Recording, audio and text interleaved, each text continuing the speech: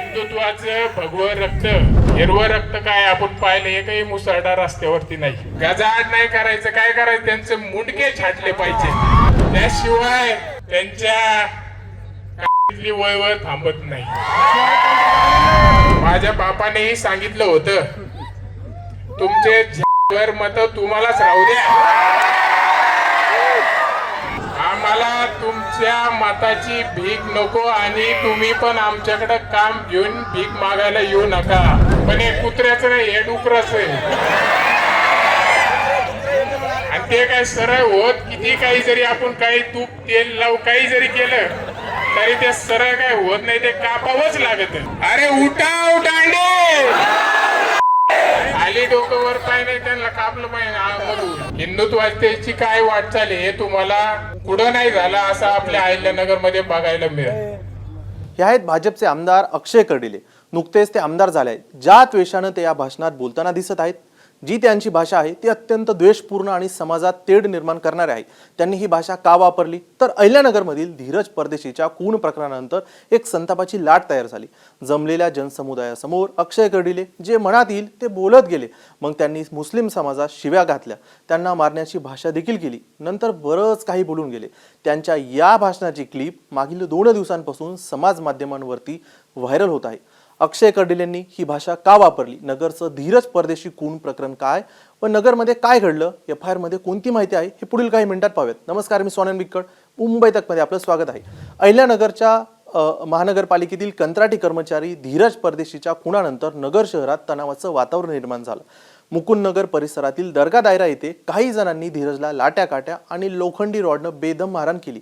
नंतर जखमी धीरजला रुग्णालयात उपचारासाठी दाखल करण्यात आलं, पण उपचारादरम्यान धीरजचा मृत्यू झाला. या घटनेच्या निषेधार्थ नगर शहरामध्ये हिंदुत्ववादी संघटनांनी शहर बंदचं आवाहन केलं आणि शहरातील बहुतांश दुकानं बंद होती. सुरक्षेच्या दृष्टीनं पोलिसांचा मोठा बंदोबस्त तैनात करण्यात आला होता. धीरज परदेशी खून प्रकरणी पोलिसांनी आतापर्यंत 6 आरोपींना अटक केली असून पुढील तपास देखील सुरू आहे. पण धीरजचा खून का झाला, त्या दिवशी नेमकं काय घडलं हे देखील आपण पाहूयात. अहिल्यानगर महानगरपालिकेच्या विद्युत विभागात कंत्राटी कर्मचारी म्हणून काम करणारे धीरज परदेशी आपल्या सहकाऱ्यांसोबत मुकुंद नगर परिसरात कामासाठी गेले. FIR मध्ये दिलेल्या माहितीनुसार महानगरपालिकेचे वायरमन युनुस शेख यांनी धीरज आणि त्यांच्या सहकाऱ्यांना दर्गा दायरा परिसरात कामास जाण्यास सांगितलं होतं. पण काम पूर्ण केल्यानंतर दर्गा दायरा येथील कब्रस्तान परिसरात लाईटचं काम सुरू असताना धीरजच्या ओरडण्याचा आवाज आला. धीरजचे सहकारी कैलास मुळे घटनास्थळी आले आणि त्यांना समोर दिसलं की मेहराज सय्यद, सिराज सय्यद, मुस्तकीम सय्यद आणि युनुस सय्यद हे धीरजला लाकडी दांडके आणि लोखंडी रॉडने बेदम मारहाण करत होते. धीरज मदतीसाठी आरडाओरड करत होता, मात्र आरोपींनी मारहाण सुरूच ठेवली आणि त्यानंतर ते बाईकवरून फरार झाले. जखमी धीरजला सरकारी रुग्णालयात दाखल करण्यात आलं, मात्र उपचारादरम्यान त्याचा मृत्यू झाला. धीरजच्या मृत्यूची बातमी नगर शहरामध्ये वाऱ्यासारखी पसरली. घटनेच्या निषेधार्थ हिंदुत्ववादी संघटनांनी नगर शहर बंदचं आवाहन केलं. त्यानंतर काही वेळातच शहरातील दुकाने बंद झाली. नंतर 2 दिवस शहर बंद होतं. धीरजच्या अंत्यसंस्काराच्या पार्श्वभूमीवर पोलिसांनी मोठा बंदोबस्त नगर शहरात तैनात केला होता. मंगळवारी धीरजवरती अंत्यसंस्कार देखील झाले.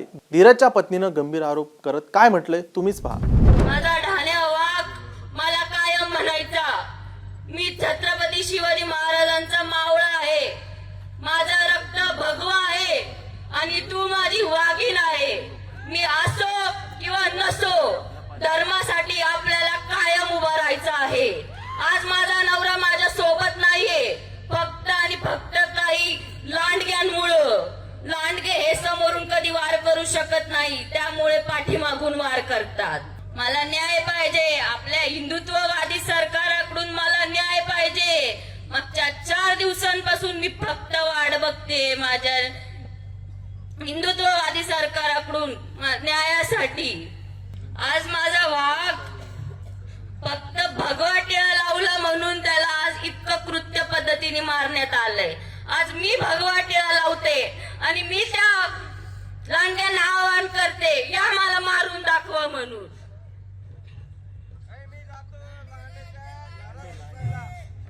यावं त्यांनी समोर आणि मारून दाखव. आता सगळ्यांच्या कपाळाला फक्त भगवा टिळा दिसणार. त्यांना भगवा टिळा दिसला की ते थरथरले पाहिजे, इतकी आपली ताकद त्यांना दाखवून द्यायची. का तर फक्त आणि फक्त माझ्या नवऱ्याने हिंदू धर्माला जपायचा प्रयत्न केला म्हणून त्याचा आज जीव गेलाय. माथ्यावर टिळा लावल्यामुळे धीरजला बेदम मारहाण करण्यात आल्याचा आरोप धीरजच्या पत्नीनं केला आहे. आता माथ्यावरती टिळा लावणं हा पाप आहे का, असा सवाल देखील धीरजच्या पत्नीने उपस्थित केला आहे. धीरजच्या मृत्यूनंतर पोलिसांनी सुरुवातीला खुनाचा प्रयत्न केल्याप्रकरणी गुन्हा दाखल केला होता. मात्र धीरजच्या उपचारादरम्यान मृत्यू झाल्यानंतर आता काय, या प्रकरणात खुनाची कलम आरोपींवरती आणखी वाढवण्यात आले आहेत. या प्रकरणात पोलिसांनी 6 आरोपींना अटक केली असून तपासादरम्यान आणखी आरोपी समोर आल्यास त्यांच्यावरही कारवाई करण्यात येणार असल्याची माहिती अहिल्यानगरचे पोलीस अधीक्षकांनी दिली आहे. तसेच नागरिकांनी शांतता राखावी, अफवांवरती विश्वास ठेवू नये असं आवाहन वारंवार पोलिसांकडून करण्यात येत आहे. धीरज परदेशीच्या मृत्यूनंतर महानगरपालिका कर्मचारी संघटनेनंही काम बंद आंदोलन सुरू केलं आहे.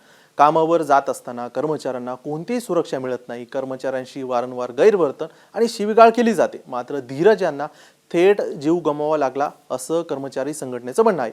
कर्मचाऱ्यांना सुरक्षा मिळत नाही तोपर्यंत कामावर जाणार नसल्याचा इशारा महानगरपालिकेच्या कर्मचारी संघटनेनं दिला आहे. धीरज परदेशीच्या खुनानंतर नगरमध्ये तणावाचं वातावरण 2 ते 3 दिवस होतं. शहरात पोलिसांचा प्रचंड कडेकोट पोलीस बंदोबस्त देखील होता आणि अद्याप देखील आहे. एकीकडे शहर बंद आणि कर्मचारी संघटनेचं आंदोलन सुरू होतं, तर दुसरीकडे आमदार संग्राम जगताप आणि आमदार अक्षय कर्डिले हे त्यांच्या भाषणात प्रचंड द्वेषाची भाषा वापरताना दिसत आहेत. धीरज परदेशीस न्याय देण्यासाठी संग्राम जगताप व अक्षय कर्डिले हे बोलताना दिसत आहेत. ते म्हणतात की आम्ही दांडके काढून मारू. आता अक्षय कर्डिले हे भाजप आमदार असून संग्राम जगताप हे देखील महायुतीतील घटक पक्ष असलेल्या राष्ट्रवादी काँग्रेस पक्षाचे आमदार आहेत. ते मुस्लिम समाजाबद्दल थेट मारण्याची भाषा करतात, शिव्या देतात. त्यांचा गृहमंत्री असलेल्या देवेंद्र फडणवीस यांच्या खात्यावरच विश्वास नाही का, हा प्रश्न देखील उपस्थित होतो. पण आता धीरज परदेशीचा खून झाला, काही आरोपींना अटक देखील झाली, पोलीस तपास देखील सुरू आहे. पण शहरातील आमदारच जर द्वेषाची आणि मारण्याची भाषा करणार असतील तर कायदा आणि सुव्यवस्था कशी शांत राहील? बाकी तुमची मतं कमेंटमध्ये आम्हाला आवर्जून कळवा. पाहत राहा मुंबई तक.